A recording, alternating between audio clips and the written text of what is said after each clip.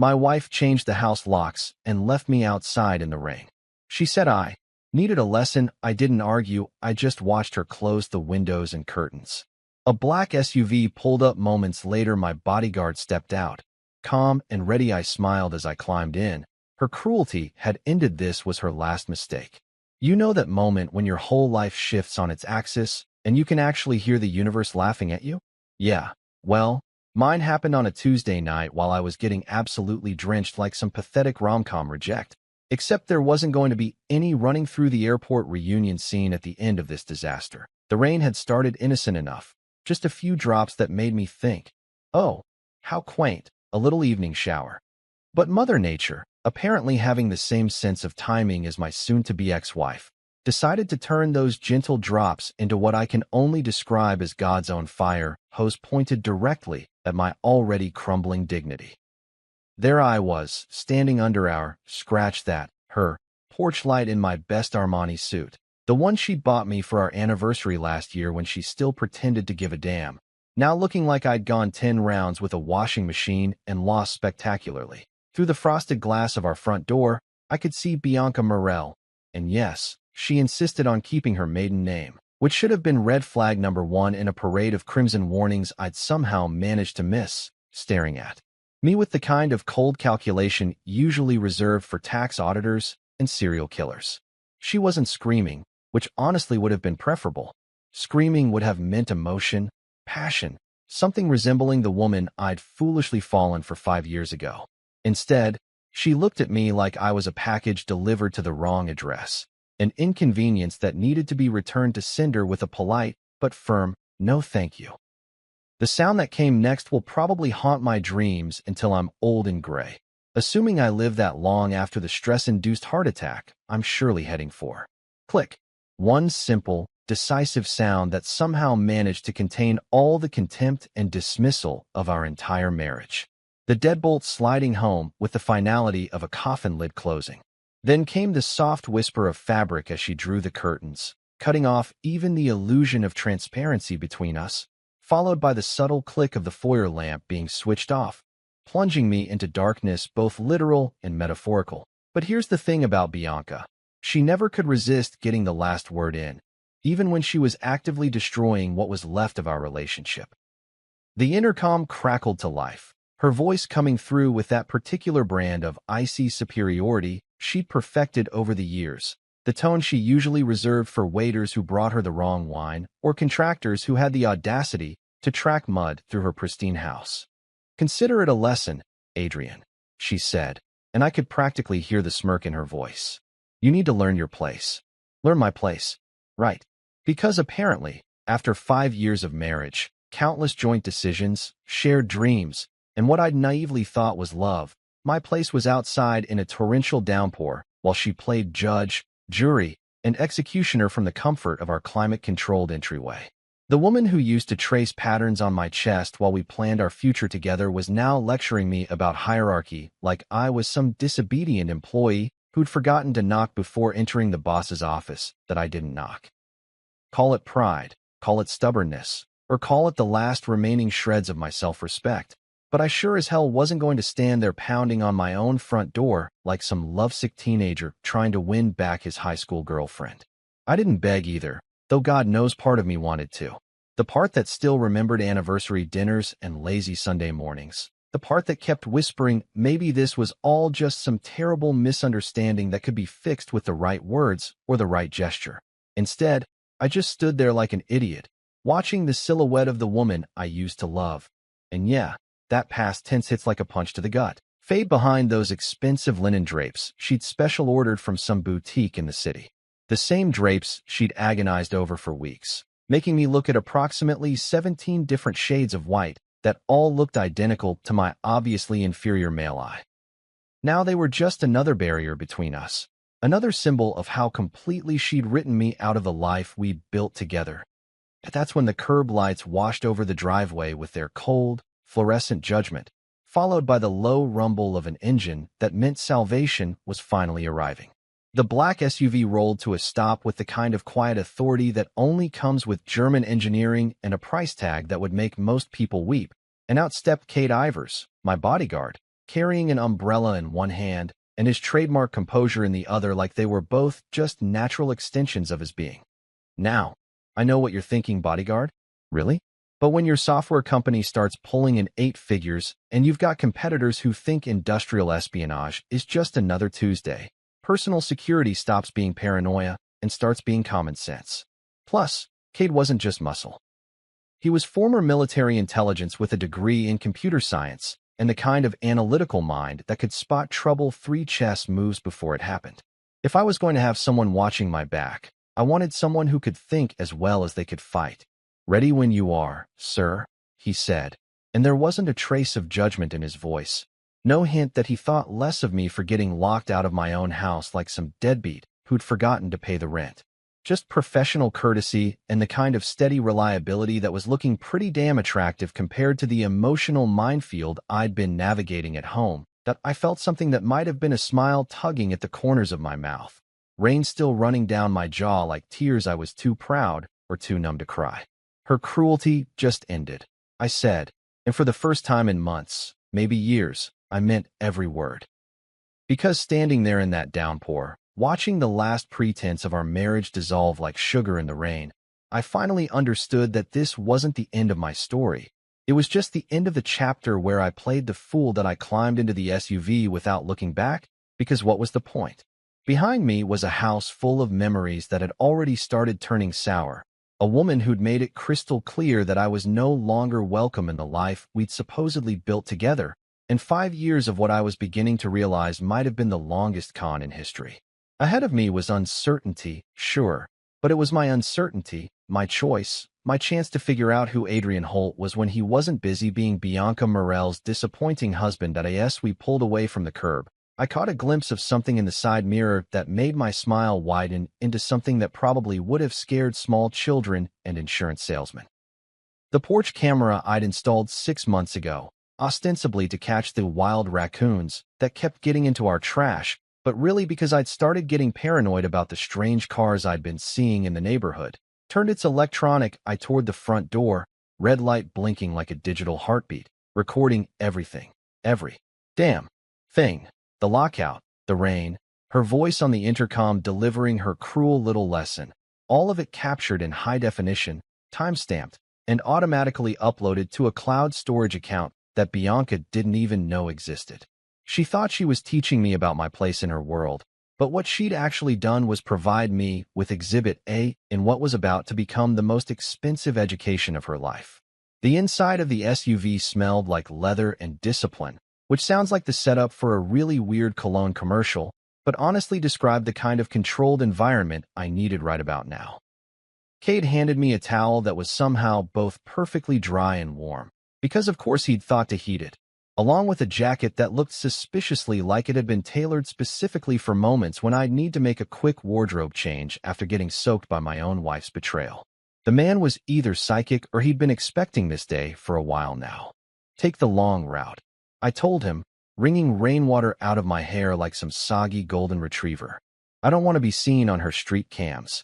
See, here's the thing about living with someone who thinks surveillance is just another form of interior decorating. You learn to think 3 steps ahead about who's watching what and when.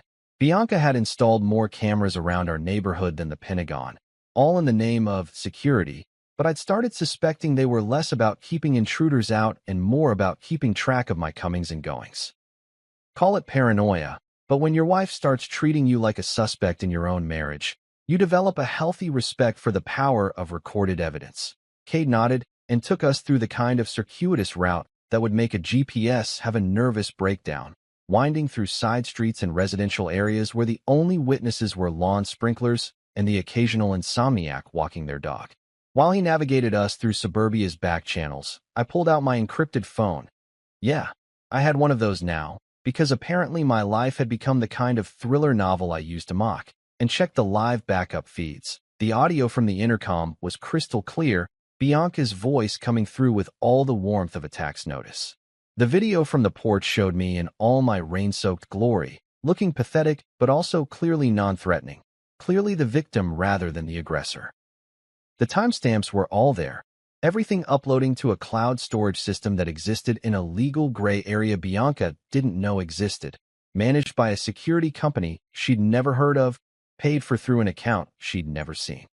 Primary safe location. Kate asked, because the man had a gift for asking exactly the right questions at exactly the right time.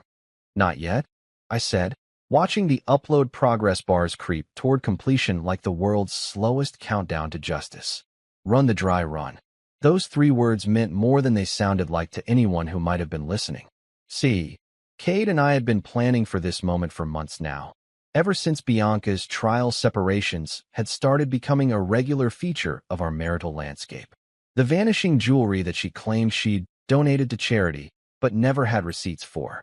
The secretive late-night, bored dinners that somehow never appeared on any restaurant credit card statements. The way she'd started treating our joint accounts like her personal piggy bank, while simultaneously complaining that I wasn't contributing enough to the household expenses. After the 3rd time, she'd locked me out for my own reflection time. I'd made some calls. First to Priya Menon, a forensic accountant who could track money through more shell companies than a Russian oligarch, and who had the kind of attention to detail that would make an obsessive-compulsive librarian weep with joy.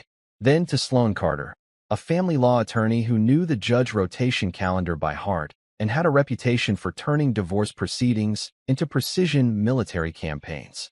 Both women had the same reaction when I'd explained my situation, a kind of grim satisfaction that suggested they'd seen this particular movie before and knew exactly how it was going to end. The dry run we'd rehearsed involved everything from backup documentation to safe houses to communication protocols that would make the CIA proud. Tonight's lockout wasn't a surprise. It was the trigger we'd been waiting for. The moment when Bianca would finally cross the line from emotional manipulation into something that could be documented, witnessed, and presented to a judge who wouldn't be impressed by her designer clothes and practiced tears. An MY phone buzzed with an incoming message, and I felt that familiar spike of adrenaline that had become my body's default reaction to any form of electronic communication. But this time, it wasn't from Bianca or her flying monkeys. It was from Priya, and the message was exactly what I'd been both hoping for and dreading. Funds moved again. New shell. Same hand. I stared at the screen, feeling that cold knot in my stomach tighten another notch. She'd found another transfer, another piece of the puzzle that was slowly revealing the true scope of Bianca's creative accounting. This wasn't just about emotional cruelty or marital discord. This was about money, substantial amounts of it, being moved around like pieces on a chessboard by someone who thought she was playing against an amateur. The amount made my breath catch. $75,000, transferred out of our joint business line exactly 3 hours before Bianca had turned that deadbolt. 3 hours. Which meant she'd already made the decision to lock me out before I'd even left the office, before I'd sat in traffic thinking about what I was going to say to try to fix whatever was broken between us. Before I'd stood under that porch light like an idiot hoping for some sign that the woman I'd married was still somewhere inside the stranger she'd become. But here's what really got me. The timing wasn't coincidental. She'd moved the money first, then executed the lockout, which meant this wasn't some spontaneous emotional reaction to whatever imaginary slight I'd committed this time. This was premeditated, calculated, designed to maximize both my humiliation and her financial advantage. She'd literally stolen from our joint account and then locked me out of our home on the same day, and she'd thought she was clever enough to get away with it. The shell company was new, Priya's message continued, but the signature patterns were identical to the others we'd been tracking. Ravenlith, LLC, registered in Delaware because of course it was, with a registered agent service that specialized in helping people hide money from inconvenient spouses. The same setup Julian Cross had been using for his consulting business. The same structure that had been quietly draining our accounts for months, while I'd been too busy trying to save our marriage to notice that she'd already ended it. I forwarded the information to Sloan with a message that was probably more profanity than professional communication, but at that point, I was past caring about maintaining my business-appropriate vocabulary. The woman had just stolen $75,000 and locked me out in a rainstorm, so forgive me if my language got a little colorful. Change of plans, I told Cade, watching the city lights blur past us like neon tears. Take us to the Fairmont Ellison, the downtown location, the one where they have security cameras in every hallway. Doormen who remember faces, and a concierge who can notarize documents at midnight. I confirmed. I want every minute of tonight documented by someone other than us. Because if Bianca wanted to play games with evidence and documentation, she was about to learn that she'd picked a fight with someone who'd built his entire career on systems and contingencies. Every transfer, every shell company, every fake invoice and forged signature was going to come back to haunt her in ways she couldn't even imagine yet. The rain was still falling, but somehow it didn't feel cold anymore. Funny how the human brain works when you're sitting in the back of an SUV at midnight, watching your marriage dissolve in real time through encrypted phone notifications. Instead of focusing on the present disaster, the part where my wife just stole 75 grand and locked me out like some deadbeat roommate, my mind decided to take a lovely little trip down memory lane to show me exactly how spectacularly blind I'd been to the warning signs that were apparently flashing like Vegas neon for anyone with half a brain to see. That IT started 8 months ago with what I can only describe as financial inconsistencies, which sounds way more sophisticated than. My wife's numbers stopped adding up, and I was too whipped to call her on it.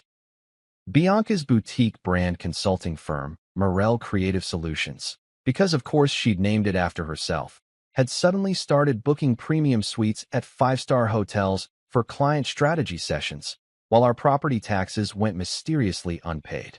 And when I say mysteriously, I mean she claimed she'd forgotten to transfer the money from our business account, then claimed the bank had delayed the transfer, then claimed the county had lost the payment, cycling through excuses like a broken jukebox stuck on the greatest hits of financial gaslighting. But here's the thing about being married to someone for 5 years. You develop this unfortunate ability to know when they're lying even when you desperately want to believe them. The way Bianca's left, I twitched when she explained why we needed to take out a line of credit against the house. The way she suddenly became very interested in her phone whenever I asked about specific client invoices.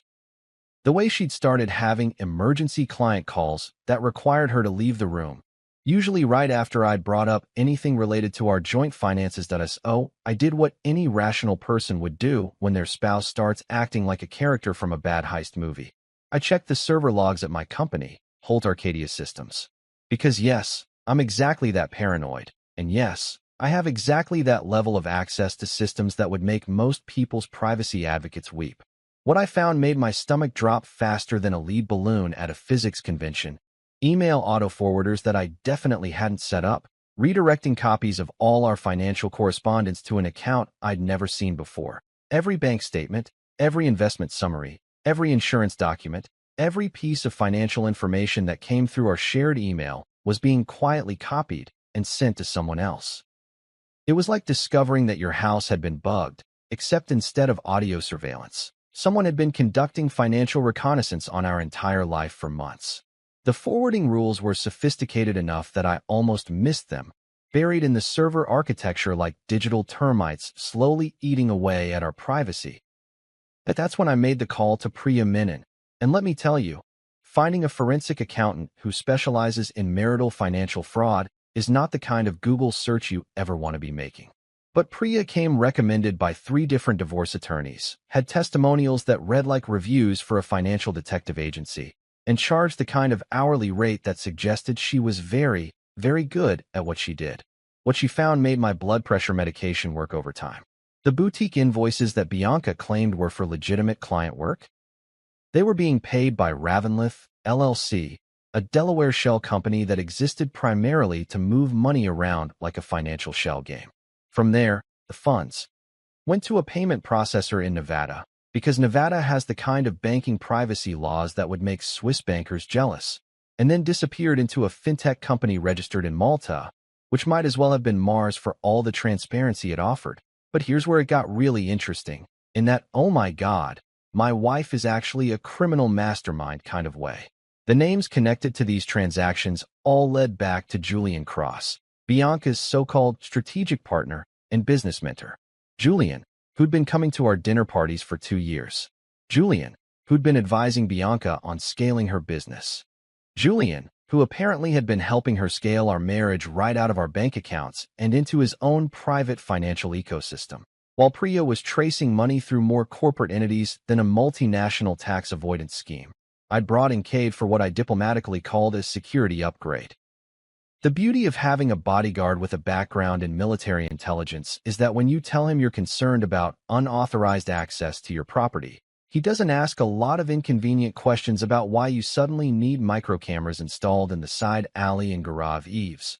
The surveillance equipment was basically invisible, tiny digital eyes that could record in high definition even in low light, with wireless transmission that uploaded everything to secure servers. Faster than Bianca could delete her browser history. We positioned them to capture the driveway, the side entrance she'd started using for her mysterious client meetings, and the garage where she'd been storing boxes that she claimed contained archived client files, but looked suspiciously like the kind of containers people use when they're preparing to relocate assets in a hurry. Meanwhile, Sloan Carter had been busy filing a sealed affidavit with the family court, documenting everything we'd discovered so far and establishing a legal timeline that would make it very difficult for Bianca to claim that her financial creativity was just a series of innocent accounting errors. Sloan had the kind of methodical approach to litigation that reminded me of watching a chess grandmaster plan 15 moves ahead, except instead of capturing pieces, she was capturing legal precedents and evidentiary foundations. The sealed affidavit was particularly brilliant because it meant that we had official court documentation of our suspicions weeks before Bianca made her move tonight. When this eventually got to trial, and at this point, it was definitely going to trial, we'd be able to demonstrate that her lockout wasn't an emotional reaction, but part of a pattern of escalating financial and emotional abuse that we'd been documenting for months. We were patient, which sounds almost Buddhist until you realize that patience in this context meant sitting on evidence of what was probably felony-level financial fraud, while watching your wife continue to steal from you with the kind of brazen confidence that suggested she thought I was too stupid or too whipped to notice. Every fake invoice, every mysterious transfer, every lie about where the money was going, we documented it all with the kind of obsessive attention to detail that would have impressed the IRS. That my phone pinged again with another update from Priya, and this one made me actually laugh out loud, which probably wasn't the healthiest reaction to discovering that your spouse had been systematically robbing you blind. But at that point, my emotional calibration was completely shot. Her spreadsheet showed the full scope of what she'd found. $310,000 total, siphoned over 5 months through a network of shell companies and fraudulent invoices that would have been impressive if it weren't being used to destroy my life. But here's what really got me. The pattern analysis suggested this wasn't just theft, it was asset flight preparation. The timing of the transfers, the destinations of the funds, the way the amounts had been increasing over time, it all pointed to someone who was planning to disappear with as much money as they could grab, leaving behind nothing but empty accounts, and a very confused husband who'd probably spend years trying to figure out what had happened to his life. Well, surprise, Bianca. Your very confused husband had figured it out 8 months early, and he'd been taking notes. You know what's funny about getting screwed over by your wife? The moment you stop being the victim and start being the guy with a plan, everything suddenly becomes crystal clear, like switching from standard definition to 4K. All those blurry details that you'd been squinting at for months suddenly snap into sharp, beautiful, prosecutable focus. The Fairmont Ellison at midnight looked like the kind of place where people with serious money went to make serious problems disappear, which was absolutely perfect for what I needed. Cade pulled up to the valet station, and I have to give the kid credit. He didn't even blink when a soaking wet businessman climbed out of a black SUV at the witching hour carrying nothing but a towel and the kind of smile that suggested someone was about to have a very bad day. Inside, the lobby was all marble and understated elegance, the kind of place that charged you $300 a night just for the privilege of existing in the same space as their thread count. The front desk clerk was this perfectly put-together woman named Jennifer. Her name tag was gold-plated because of course it was, who looked at my damp hair and rumpled jacket and somehow managed to maintain the kind of professional courtesy that probably cost more than most people's cars. I need a suite under the name Adrian Luca, I told her, sliding over the credit card that was tied to a trust account Bianca didn't know existed. Because here's a pro tip for anyone who thinks their marriage might be heading for litigation.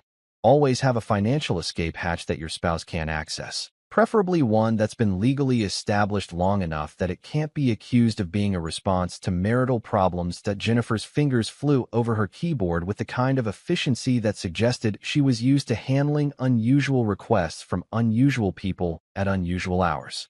Of course, Mr. Luca. Will this be for business or pleasure? Business, I said, and I wasn't lying. The business of documenting exactly how my wife had tried to destroy my life, complete with timestamps and witness statements and enough video evidence to make the prosecution's case file look like a Michael Bay movie. The suite was ridiculous. Floor-to-ceiling windows overlooking the city, a living room bigger than most people's apartments, and a marble bathroom that probably cost more than my first car.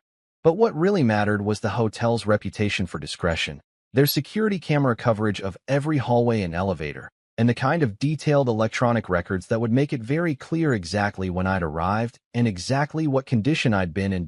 I set up my laptop on the enormous dining table and started recording a video statement, because apparently my life had become the kind of legal thriller where the protagonist has to create his own evidence in real time.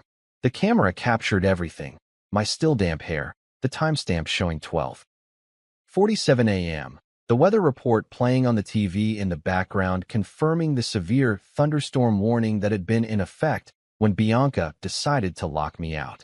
"This is Adrian Holt," I said to the camera, trying to sound professional instead of like a guy who'd just discovered that his wife was basically a white-collar criminal with really good taste in shoes. On September 15th at approximately 11:30 p.m., I arrived at my marital residence at 1247 Oakwood Drive to find that my wife, Bianca Morel, had changed the locks and refused me entry during severe weather conditions.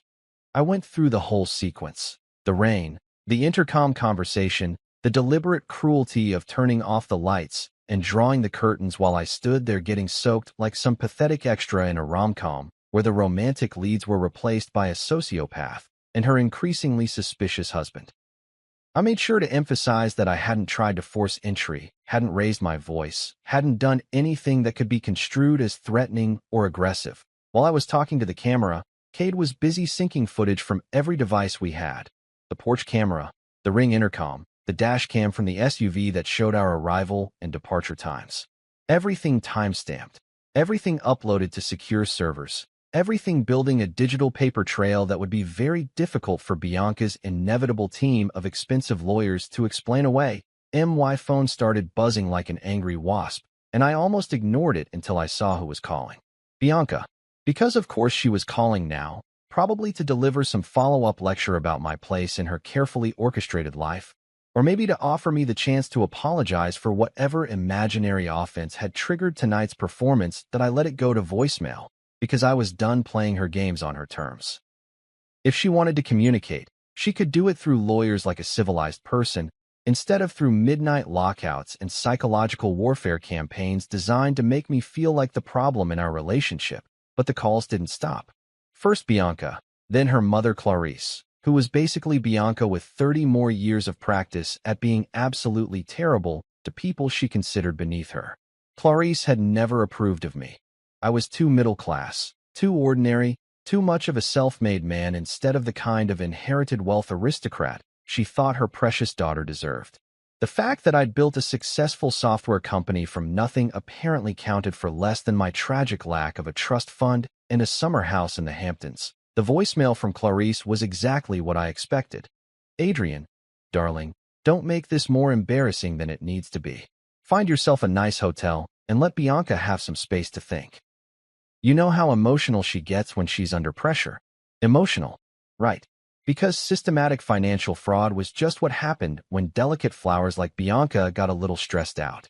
I added the voicemail to my evidence file, because apparently even my mother-in-law was going to be providing prosecution exhibits in the case against her daughter. But the real cherry on top of this whole disaster Sunday came in a text from Sloan that made me actually pump my fist in the air like some kind of legal victory touchdown.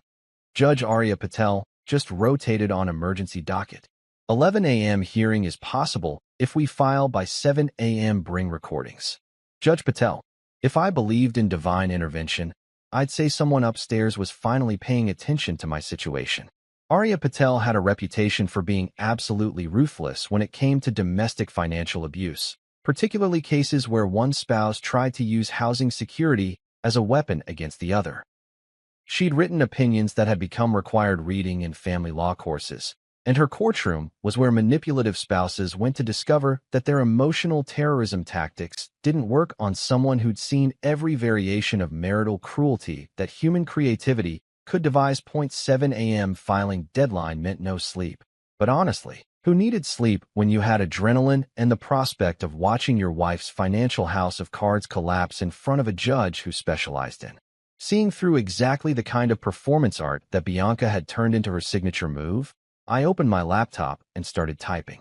Time to turn 8 months of patience and documentation into the kind of legal filing that would make Bianca's expensive lawyers earn every penny of their billable hours. The rain was still falling outside, but inside my overpriced hotel suite, surrounded by evidence and legal documents and the satisfying glow of security camera footage, I felt warmer than I had in months. There's something almost religious about courthouse marble at 10:30 in the morning. All that cold, polished stone that's witnessed decades of human drama, echoing with the footsteps of people whose lives are about to change forever. The Montgomery County Family Court building looked like a temple dedicated to the god of legal consequences, and I was about to make an offering of evidence that would either vindicate 8 months of careful planning or confirm that I was a paranoid husband who'd lost his damn mind. The air conditioning was cranked to Arctic levels, which seemed fitting since I was about to find out whether justice really was blind or just suffering from selective vision when it came to attractive women who could cry on command. My breath was visible in little puffs as I walked through the security checkpoint, carrying a briefcase full of documentation that represented the difference between financial survival and complete ruin. Then I saw her, and honestly, if I hadn't known better, I might have thought I was looking at the victim instead of the perpetrator. Bianca arrived in a white trench coat that probably cost more than most people's monthly rent, looking like she'd stepped off the pages of a magazine about successful women who definitely weren't criminal masterminds systematically robbing their husbands blind. Her hair was perfect, her makeup was flawless, and she had that particular expression of wounded dignity that she'd perfected over the years, part confusion, part hurt, all calculated to make anyone watching think she was the injured party in whatever misunderstanding had brought us to this unfortunate moment. Walking beside her was Rogan Flint, and if Central Casting had been asked to provide the perfect example of a sleazy defense attorney, they couldn't have done better. Rogan was the kind of lawyer who loved cameras more than clients, who measured success by how many times his picture appeared in the legal journals rather than how many cases he actually won. He had that artificial tan that suggested too much time under UV lights, teeth so white they probably required sunglasses to look at directly, and a smile that made used car salesmen look trustworthy by comparison. The guy practically oozed the kind of confidence that came from never having met a truth he couldn't spin into something more favorable for his client. I'd done my research on him. 3 wives, 2 bankruptcy filings, and a disciplinary record with the state bar that read like a greatest hits collection of ethical violations that he'd managed to negotiate down to administrative warnings. Perfect choice for someone who needed legal representation for activities that existed in the gray area between creative accounting and outright fraud. Judge Arya Patel took the bench at exactly 11 a.m., and the temperature in the courtroom seemed to drop another 10 degrees. She was the kind of woman who could silence a room just by walking into it, not because she was loud or dramatic, but because she radiated the kind of quiet authority that made it clear she'd heard every lie, seen every manipulation tactic, and developed a finely tuned bullshit detector that could spot deception from across the county. Sloan stood up with the kind of surgical precision that reminded me why I'd hired her, moving with the confident efficiency of someone who'd done this dance 1,000 times and knew exactly which steps would lead to victory. She was carrying a leather portfolio that contained 8 months of detective work, financial analysis, and video evidence, organized with the kind of obsessive attention to detail that would make Marie Kondo weep with joy. "Your Honor," Sloan began, her voice carrying just the right combination of respect and righteous indignation. "We're here today because of a pattern of escalating domestic financial abuse that culminated last night in my client being locked out of his marital home during a severe thunderstorm." She submitted our evidence package like she was dealing cards in a high-stakes poker game. First, the video of the lockout that showed me standing in the rain looking like a drowned rat, while Bianca's silhouette watched from behind glass, like I was some kind of unwanted solicitor. Then the intercom audio that captured her voice delivering her little lesson about my place in her world with all the warmth of a tax audit notification.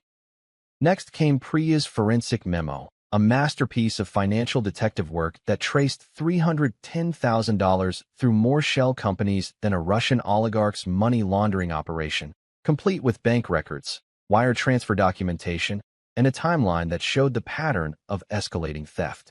And finally, the security exhibit list showing all the property that Bianca had quietly moved into a storage unit under the Ravenlith corporate name 2 nights earlier, including antiques, artwork, and jewelry that she'd been claiming were temporarily stored for insurance purposes. Rogan jumped up like a jack-in-the-box powered by expensive coffee and questionable ethics, ready to deliver what I was sure would be a performance worthy of community theater. Your Honor, this is clearly a marital dispute that's been blown out of proportion. My client and Mr. Holt have been experiencing some difficulties, yes, but this is a voluntary separation, a mutual agreement to spend some time apart while they work through their differences. Any suggestion of financial impropriety is a misunderstanding based on my client's legitimate business activities.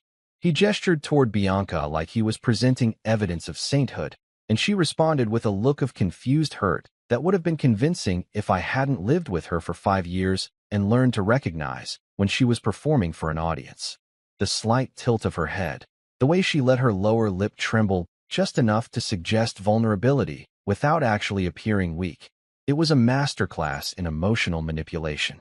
This is simply a case of a husband who refuses to accept that his wife has her own successful business ventures, Rogan continued, warming up to his theme like a preacher getting ready to pass the collection plate. Mr. Holt has become increasingly controlling and paranoid, to the point where he's hired investigators to spy on his own wife's legitimate business activities. Sloan let him finish his little speech, then stood up with the kind of smile that probably made opposing counsel break out in cold sweats. Your Honor, if I may. She pressed a button on her laptop, and suddenly the courtroom was filled with Bianca's voice from the intercom recording. Consider it a lesson, Adrian. You need to learn your place. The words hung in the air like toxic fog, and I watched Bianca's face go through approximately 7 different expressions in the span of 3 seconds before settling on what I can only describe as the look of someone who just realized they'd been caught red-handed with their fingers in the cookie jar. Except the cookies were worth several $100,000, and the jar belonged to someone else. That's when 2 men in dark suits stepped into the back of the courtroom, and every head in the room turned toward them like they were magnetic north. Bank compliance officers, carrying a sealed envelope that probably contained the kind of documentation that would make Rogan's expensive tan look even more artificial than usual. Judge Patel noticed them immediately, because judges develop the same kind of radar for important developments that predators develop for wounded prey. She glanced at the envelope, then at Bianca, then at Rogan, and I could practically see the wheels turning in her head as she calculated exactly how much more complicated this case had just become.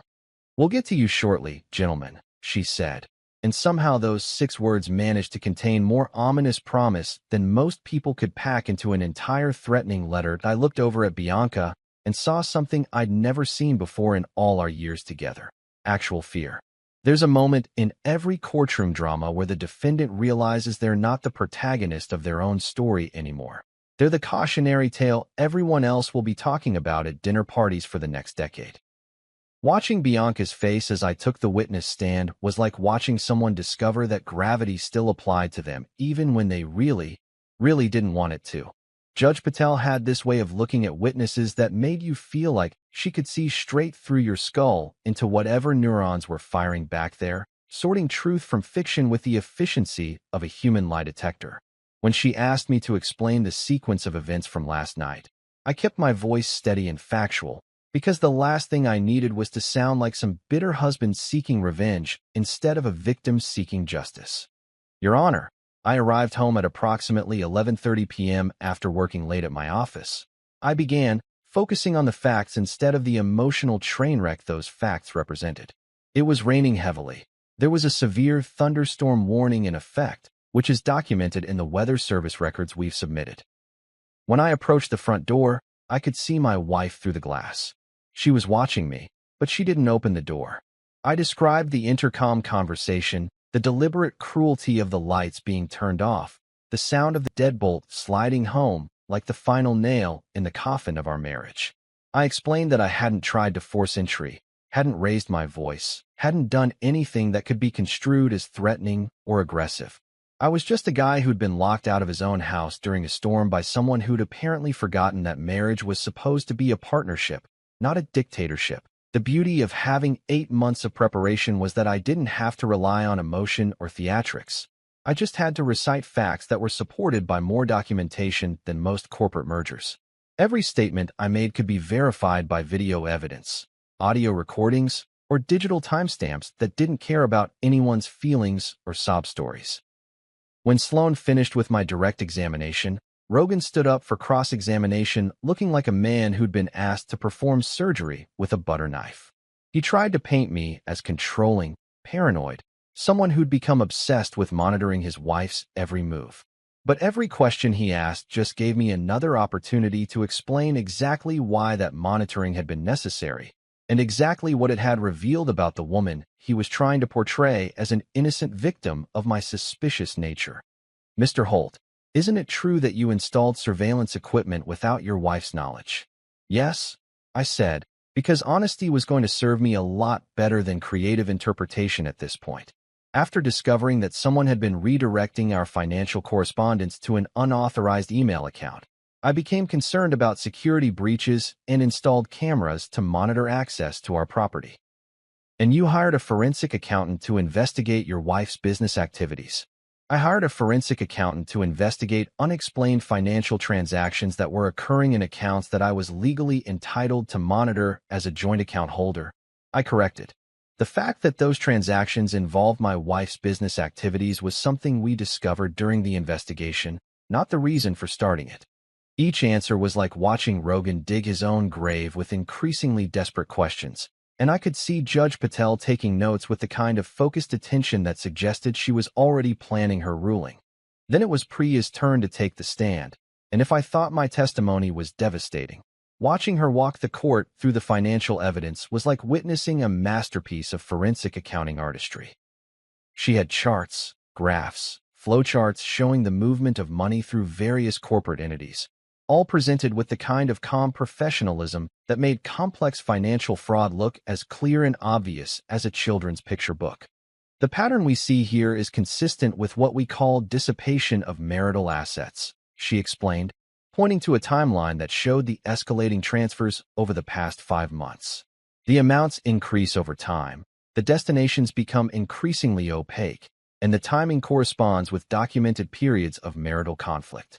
She traced the money from our joint business account to Ravenlith, LLC, then through the Nevada payment processor to the Malta fintech company, then to a series of cryptocurrency exchanges that made the whole operation look like something designed by someone who'd studied money laundering techniques as a hobby. The total amount, $310,000, represented nearly a third of our liquid assets, moved without my knowledge or consent through a network of shell companies that existed for no apparent purpose other than to hide money from inconvenient spouses. But the real bombshell came when she explained the timing correlation with Julian Cross's travel schedule. Every major transfer coincided with Julian's documented visits to our city, creating a pattern that suggested coordination between his consulting business and Bianca's creative accounting practices. It wasn't just theft. It was conspiracy. That Rogan's cross-examination of Priya was like watching someone try to argue with a calculator. Every question he asked just gave her another opportunity to explain exactly how the financial shell game had been constructed and exactly why it constituted clear evidence of fraudulent transfer of marital assets. By the time she finished, even Bianca was looking at her own lawyer like she was wondering if she should have invested in someone who actually understood how numbers worked. That's when the bank compliance officers finally got their moment in the spotlight, and the sealed envelope they delivered contained exactly the kind of documentation that turns civil disputes into criminal investigations. The unusual activity report showed not just the Ravenlith transfers we'd already documented, but a whole additional layer of financial creativity that even Priya hadn't discovered yet. Apparently, Bianca had also used forged board consent documents to draw a line of credit against my company's shares, essentially borrowing money against assets I owned to fund her disappearing act. The bank's fraud detection algorithms had flagged the transactions because the signature verification didn't match their samples, and they'd been conducting their own investigation for the past 2 weeks. But wait, there's more, and I mean that in the most sarcastic possible way, because apparently my wife's criminal creativity had no bounds. My phone started lighting up during the recess with messages from numbers I didn't recognize, and when I checked them, I discovered they were from people who worked at Bianca's firm. Not just current employees, but former ones who'd apparently been waiting for someone to finally ask the right questions about what was really going on at Morel Creative Solutions. The messages were like opening a dam of workplace dysfunction, vendor kickbacks being funneled through the boutique into Julian's private equity fund, duplicate invoices for services that had never been performed, a client entertainment budget that looked suspiciously like a personal luxury fund for Bianca, and Julian's romantic getaways disguised as business travel. One message in particular made my blood pressure medication work overtime. A junior associate who'd been fired 3 months ago for asking too many questions had copies of emails showing that Clarice, Bianca's charming mother, had pledged our lake house as collateral for something called Bianca's scale-up funding, which translated from rich person speak meant she'd used our vacation property to guarantee loans that were being used to fund her asset-hiding operation. When court reconvened and Judge Patel delivered her ruling, her voice had the kind of cold finality that suggested she'd seen enough evidence to make her decision and wasn't particularly interested in hearing any more creative explanations from Rogan about misunderstandings and marital disputes. Exclusive use of the marital home, granted to me. Temporary spousal support. Bianca would be paying me, not the other way around, pending final asset equalization. Complete asset freeze on all accounts connected to Ravenlith or any other shell companies. And a no-harassment order that specifically noted the weather lockout as evidence of coercive control designed to inflict emotional distress. Bianca's face went through more expressions than a mime having an existential crisis, but the one that stuck was pure, undiluted shock. Apparently, she'd actually believed that her performance would be enough to convince a judge that she was the victim in this whole mess. As we walked out of the courthouse, I realized that what had started as a marriage dispute had officially become something much bigger, much more complex, and much more likely to end with criminal charges that would make her current legal problems look like parking tickets. You know what they say about pulling threads? Sometimes you think you're just fixing a loose button, and then suddenly you're holding the entire fabric of someone's lies in your hands, wondering how the hell they managed to weave such an elaborate tapestry of deception without you noticing.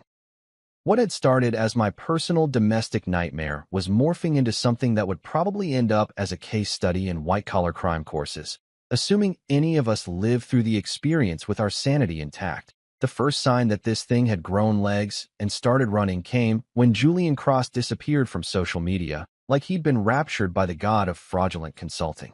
His LinkedIn profile went dark, his company website suddenly displayed a temporarily under maintenance message, and his Twitter account, which had been posting daily motivational quotes about entrepreneurial success just a week earlier, vanished into the digital equivalent of witness protection.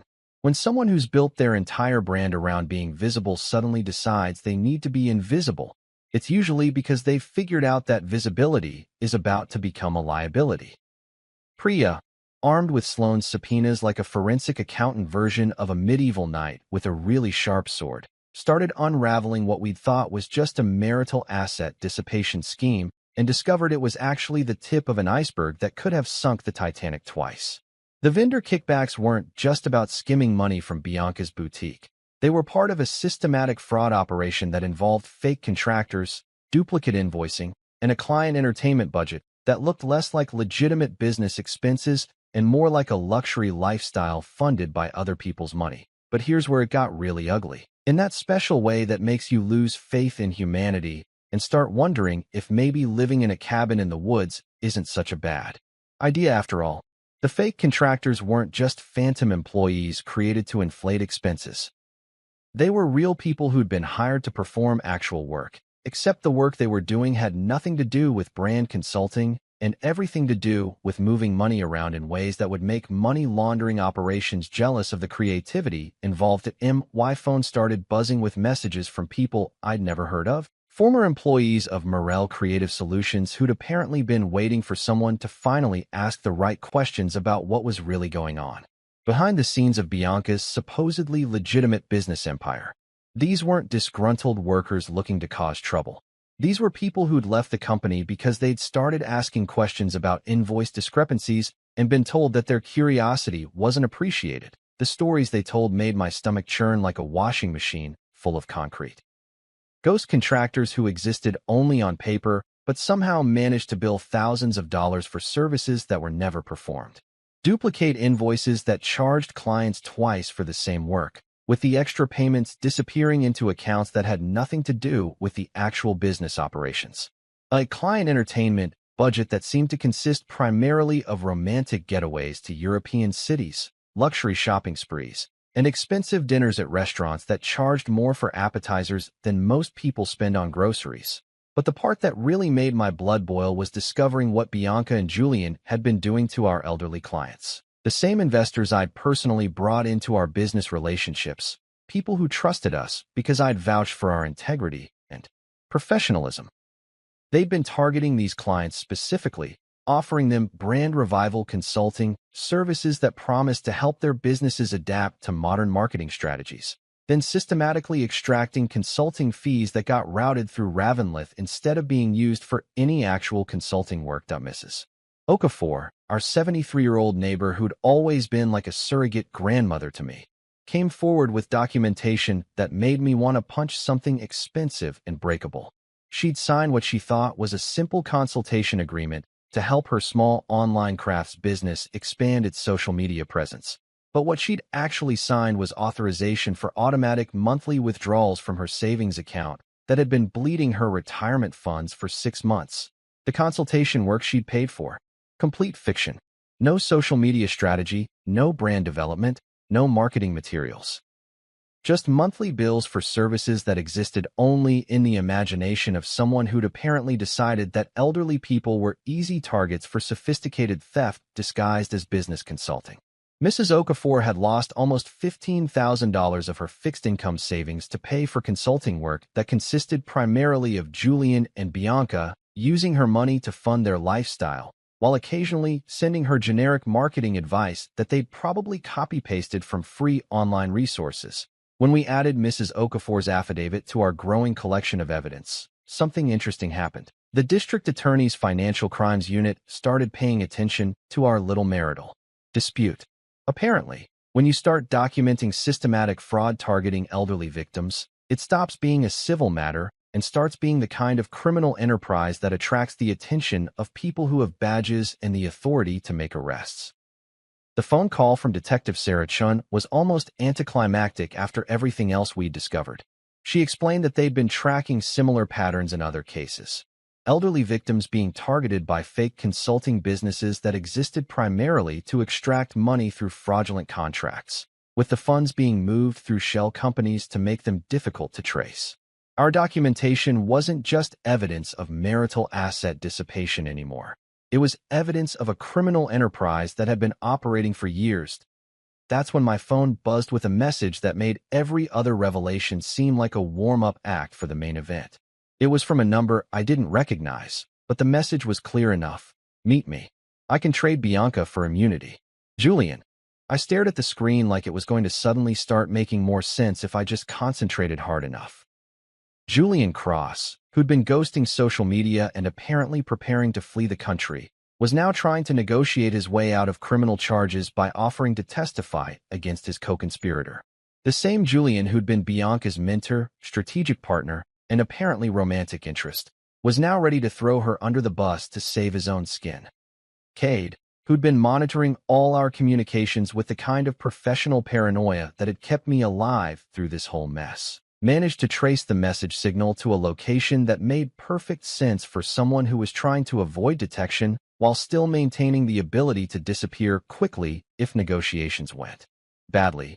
Downtown train station lockers, the kind of place where people left things they didn't want found, or met people they didn't want to be seen with. The location was classic spy novel territory. Public enough that it would be difficult to stage an ambush, but private enough that sensitive conversations could be conducted without attracting unwanted attention.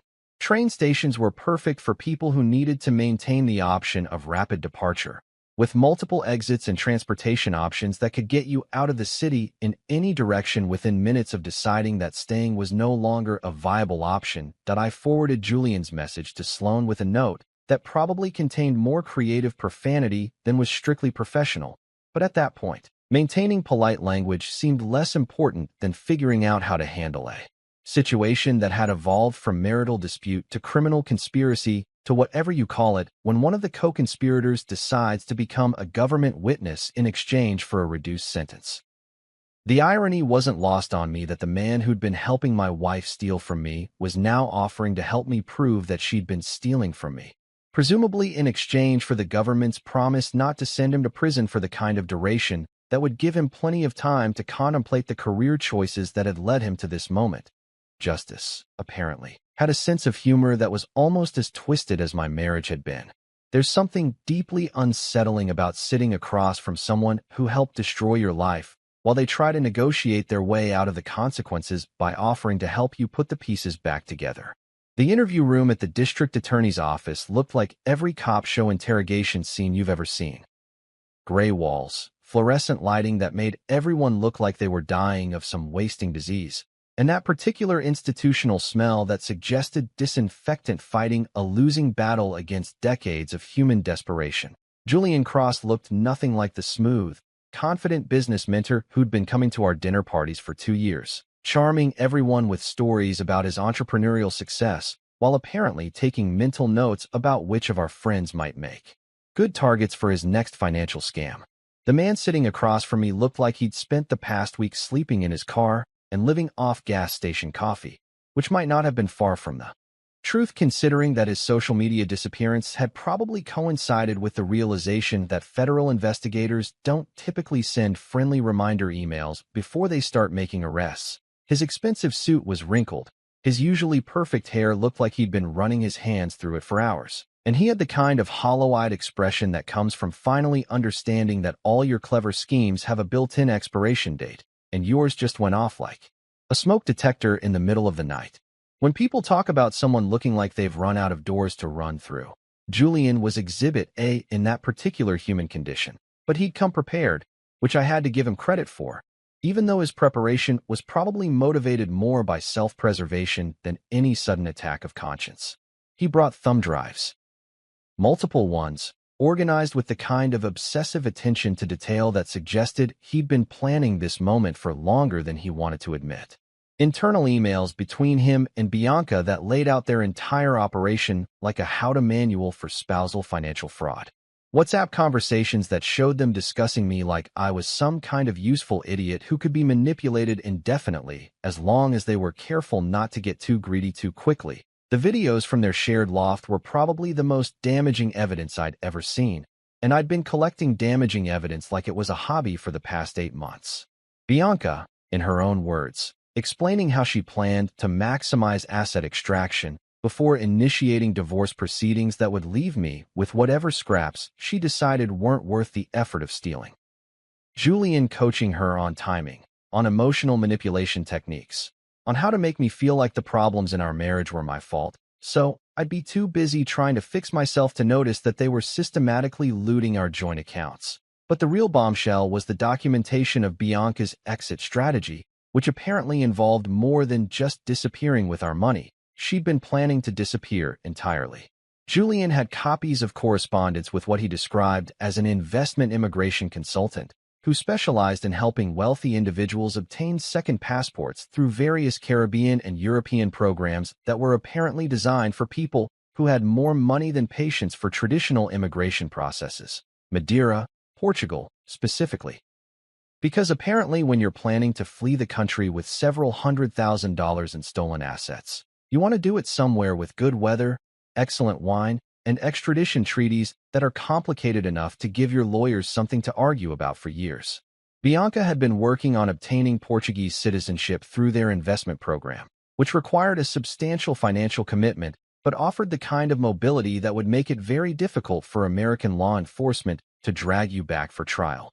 Sloan had structured Julian's proffer agreement with the kind of precision that would have made contract lawyers weep with professional admiration.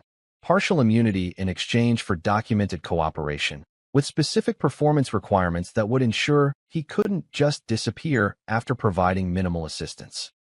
He had to testify truthfully in any criminal proceedings, provide complete access to all financial records related to the fraud operation, and assist in the recovery of stolen assets regardless of where they'd been hidden or how many shell companies were involved in concealing them. The DA's office moved fast once they had Julian's cooperation, which I guess is what happens when you hand prosecutors a complete roadmap to a criminal enterprise along with video evidence of the defendants discussing their crimes like they were planning a vacation. Within 48 hours, warrants had been issued not just for Bianca's arrest, but for seizure of assets, search of properties, and freezing of accounts connected to the entire Ravenlith network. They found Bianca at Clarice's townhouse, which wasn't exactly a surprise since her mother had been enabling her criminal behavior from the beginning and probably thought she was helping her daughter escape the consequences of what they'd convinced themselves was just marital discord rather than systematic fraud. What was a surprise was how prepared she was for this moment. Suitcase packed, travel documents organized, plane tickets printed for a flight that would have gotten her to Lisbon with connections to Madeira, all scheduled for the next morning. She wasn't hiding, exactly, but she wasn't planning to stick around for the legal consequences of her creative accounting either. The suitcase contained enough clothes for an extended stay, along with jewelry, cash, and electronic devices that probably contained additional evidence of the fraud operation. The travel documents included not just her regular U.S. passport, but preliminary paperwork for Portuguese residency that suggested this escape plan had been in development for months, if not longer. When they arrested her, Bianca didn't look surprised. She looked offended, like someone had interrupted her carefully planned dinner party with an unexpected emergency that was inconvenient but not particularly threatening. She submitted to the handcuffs with the kind of dignified resignation that suggested she'd been expecting this moment and had already mentally prepared her defense strategy, which would probably involve portraying herself as a misunderstood entrepreneur whose business practices had been misinterpreted by people who didn't understand the complexities of modern financial consulting. But as they walked her toward the police car, she turned to look at me with an expression that contained more concentrated venom than a snake farm, and delivered what was probably meant to be her final devastating blow to my already shattered sense of self-worth. You always needed rescuing, Adrian. Now who are you without me? It was meant to be cruel, designed to make me question whether I'd ever been capable of functioning as an independent human being, whether my success had been dependent on her support and guidance, whether pursuing justice against her was just another example of my inability to handle problems without someone else's help. The same psychological manipulation tactics she'd been using throughout our marriage, deployed one final time in the hopes of making me doubt myself enough to back down from pressing charges that I didn't answer her, because honestly, what was the point? Judge Patel would be providing the answers soon enough, along with a jury of 12 people who would get to decide whether Bianca's version of reality bore any resemblance to the documented facts of what she'd actually done. The woman who'd spent years convincing me that I was inadequate, that I needed her guidance to navigate the complexities of adult life, was about to discover that the legal system wasn't particularly impressed by her manipulation techniques. As the police car pulled away, I realized that for the first time in years, I wasn't wondering what Bianca thought about my decisions or whether I was handling things the right way. I was just watching justice finally start to catch up with someone who'd spent too long believing that consequences were for other people. You know what's weird about surviving something that was designed to destroy you? The moment you realize you're not just going to make it through, you're going to make it mean something. Standing in the empty warehouse space that would eventually become Harbor House, surrounded by construction dust and the smell of fresh possibility, I felt something I hadn't experienced in years. The kind of bone-deep satisfaction that comes from turning your worst nightmare into someone else's lifeline. The dust had settled on the trial about 6 months earlier, and by settled, I mean the legal system had finished chewing up Bianca and Julian like a wood chipper processing overconfident criminals who thought they were too clever to get caught. Bianca got 8 years federal prison for the financial crimes, plus enough civil restitution orders to keep her broke until roughly the year 2050, assuming she lived that long and managed to find employment that didn't involve stealing from people who trusted her. Julian got 6 years and permanent disbarment from any financial services industry, because apparently helping your girlfriend rob elderly people is the kind of career choice that tends to follow you around like a really persistent stalker.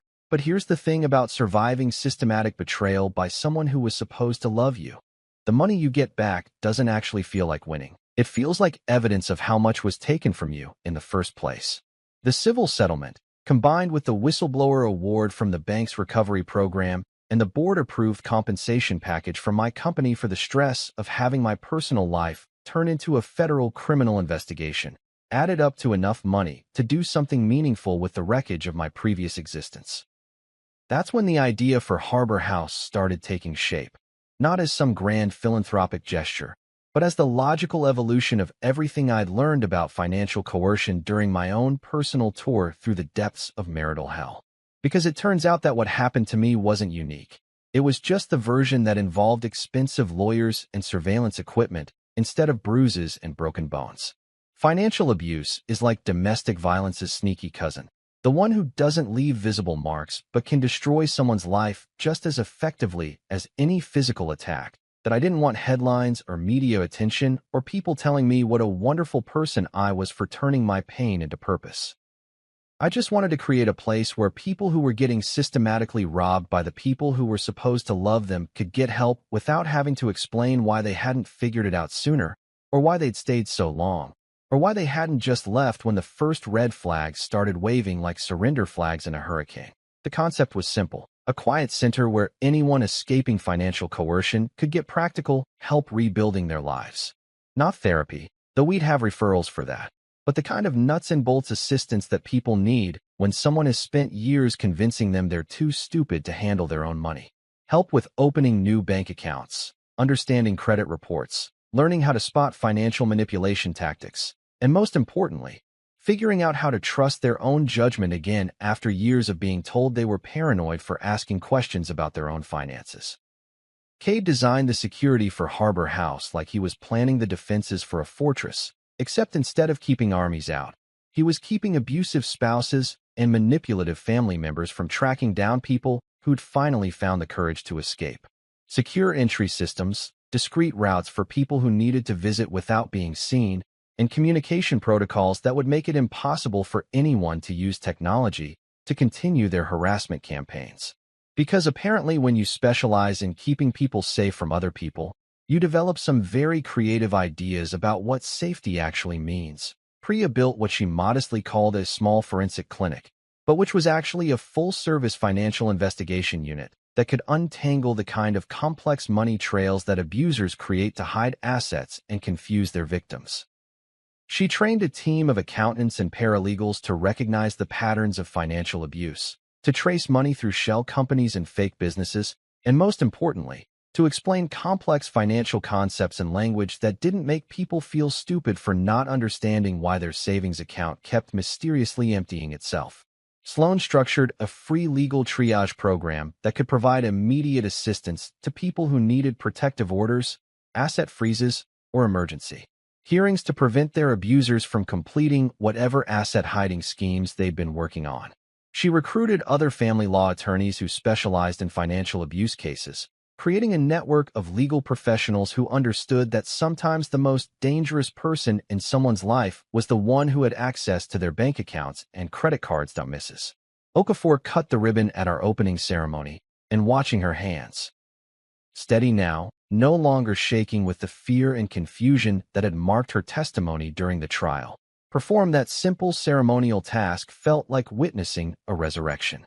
She'd recovered most of her stolen savings through the restitution process, but more importantly, she'd recovered her sense of agency, her belief that she wasn't just a helpless victim of people who were smarter and more sophisticated than she was. The opening day was chaotic in the way that new things always are. People weren't sure where to go or what to ask for. Staff members were still learning the systems, and everyone was operating on nervous energy and caffeine.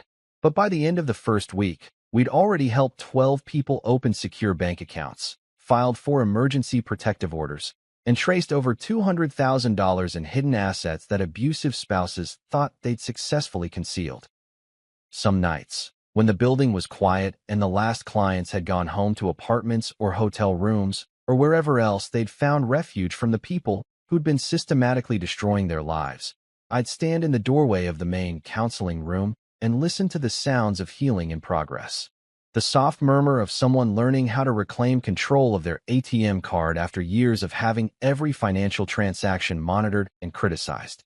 The relieved laughter that came after a judge signed a protective order that would keep an abusive spouse from accessing joint accounts or using shared credit cards as weapons. The profound silence that settles over someone who's finally safe enough to think clearly about their situation without fear of immediate retaliation that IT still reigns in this city, because weather doesn't care about your personal character development or your journey from victim to survivor to someone who helps other survivors. But when it does rain, I remember standing under that porch light, soaked and locked out and thinking my life was ending, and I realized that sometimes the worst thing that happens to you is actually the doorway to becoming who you were supposed to be all along. Bianca thought that leaving me in the rain would make me smaller, would teach me my place in her hierarchy of importance, would convince me that I was nothing without her guidance and approval.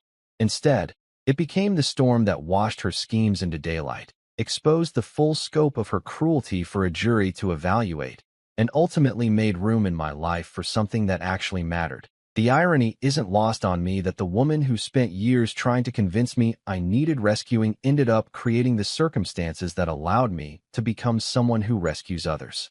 Harbor House isn't revenge against Bianca.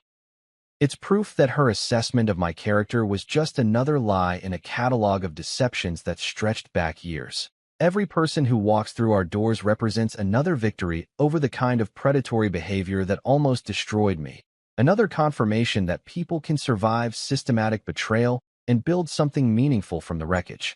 The click of that deadbolt wasn't the sound of my life ending. It was the sound of my real life finally beginning.